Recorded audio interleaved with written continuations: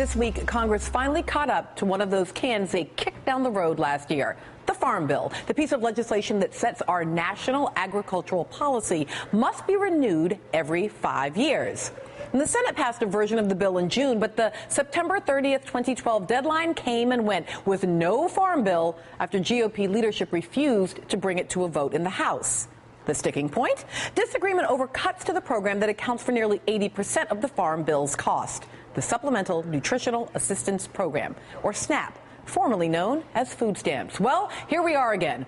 Congress has finally gotten around to reauthorizing the Farm Bill, and both chambers have put SNAP on the chopping block. The Senate Agricultural Committee is proposing a $4.1 billion cut, but the House version, as an enticement to deficit hawks to get on board, went 5 times farther with a $20.5 billion reduction in the program that feeds America's hungry families. So my letter this week is to Chairman of the House Agricultural Committee. Dear Chairman Frank Lucas, it's me, Melissa.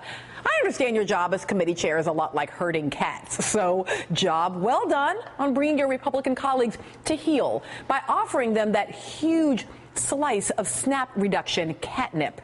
You all can rest well in the knowledge that if your bill passes, the deficit will no longer be burdened by that $20 billion worth of excessive spending and government inefficiency.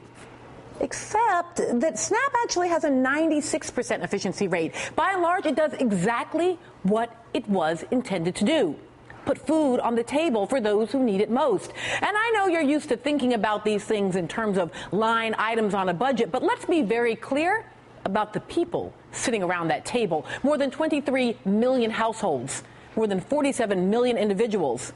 Almost half of those individuals are children. And your bill would mean nearly 2 million fewer seats at that table. Fewer families like Gail and Alfonso, this Philadelphia couple that relies on SNAP to feed their 5 children, including their youngest, twin daughters. Put yourself in their shoes, Congressman Lucas.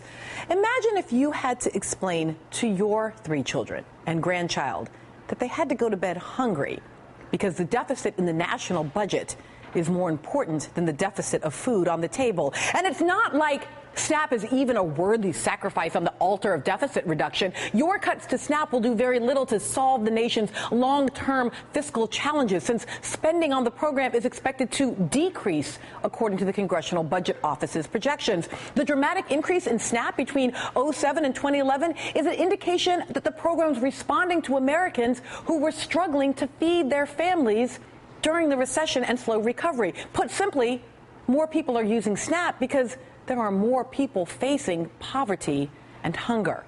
So here's a crazy thought. How about you and your colleagues in Congress do something about that? Because SNAP really doesn't need you to interfere. As the economy recovers and the number of Americans in need of help declines, so too will the growth in spending on SNAP. And in the meantime, SNAP has been one of the few reliable lifelines in our weak social safety net. It lifted 4.7 million families out of poverty in 2011, including 2.1 million children. So here's my proposal, Congressman Lucas. No member of the U.S. Congress should be allowed to introduce a bill reducing SNAP benefits until you have personally taken the food stamp challenge. That means eating on a budget of about $1 per person per meal.